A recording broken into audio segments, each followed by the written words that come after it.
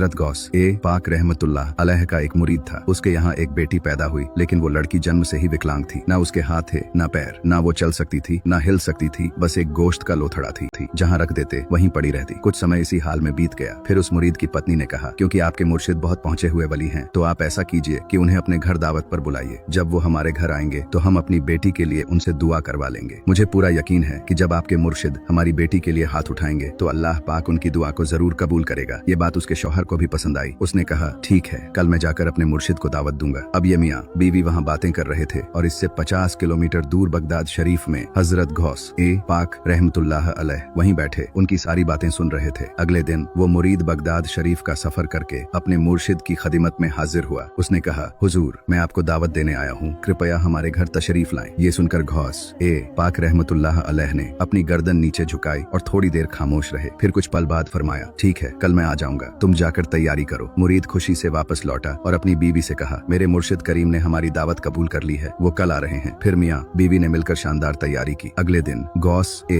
पाक रहमतुल्लाह अलैह अपने कुछ मुरीदों के साथ उस घर तशरीफ ले आए। फिर उन्होंने उस मुरीद से कहा, जो तुमने हमारे लिए तैयार किया है वो ले आओ, हम खाकर फिर वापस निकलेंगे। अब उस मुरीद ने क्या किया, उसने अपनी बेटी को, जो कि जन्म से विकलांग थी, न हाथ न पैर, सिर्फ एक लोथड़ा थी, उसे उठाकर गौस ए पाक रहमतुल्लाह अलैह के सामने रख दिया। गौस ए पाक रहमतुल्लाह अलैह ने देखा तो वो एक बिल्कुल विकलांग बच्ची थी। उन्होंने पूछा, ये क्या है? मुरीद ने बहुत ही आजिजी के साथ हाथ जोड़कर कहा, हुजूर, ये मेरी बेटी है जो पैदाइशी विकलांग है। आप या तो इसके लिए दुआ फरमा दें कि ये ठीक हो जाए, या फिर दुआ करें कि ये मर जाए, क्योंकि अब हम भी इससे परेशान हो चुके हैं। ये सुनकर गौस ए पाक रहमतुल्लाह अलैह मुस्कुरा दिए और अल्लाह की बारगाह में दुआ की। फिर बच्ची से फरमाया, करुम्बी इज़्निल्लाह, यानी उठ जा अल्लाह के हुक्म से। बस हमारे प्यारे गौस ए पाक रहमतुल्लाह अलैह के मुबारक लबों से ये अल्फाज निकलने की देर थी। वो बच्ची फौरन उठकर खड़ी हो गई। ये करामत देखकर मियाँ बीवी की खुशी का ठिकाना न रहा और उन्होंने अंजुमन अदब से अर्ज किया, हुजूर, एक बात और बताइए, जब मैं आपको दावत देने आया था तो आपने थोड़ी देर खामोशी इख्तियार की थी, फिर दावत कबूल की थी, उसका क्या राज था? इस पर गौस से पाक रहमतुल्लाह अलैह मुस्कुराते हुए बोले, जब तुम मियाँ बीवी अपने घर में बैठकर मुझे दावत देने की बात कर रहे थे तो मैं बगदाद में बैठा तुम्हारी बातें सुन रहा था, और मुझे ये भी पता था कि तुम मुझे किस वजह से बुलाना चाहते हो। इसलिए मैंने अल्लाह की बारगाह में थोड़ी देर चुप रहकर अर्ज किया, या अल्लाह, अगर तूने इस बच्चे की शिफा मेरे हाथों में रखी है तो मैं इस दावत को कबूल करूं, वरना ना करूं। तो अल्लाह ताला ने फरमाया, बेशक मैं हर चीज पर कादिर हूँ और तू मेरा अब्दुल कादिर है। हाथ उठाकर मुझसे दुआ मांगना तेरा काम है और उस बच्ची को सही सलामत खड़ा करना मेरा काम है। बस यही वजह थी कि मैंने तुम्हारी दावत कबूल की थी।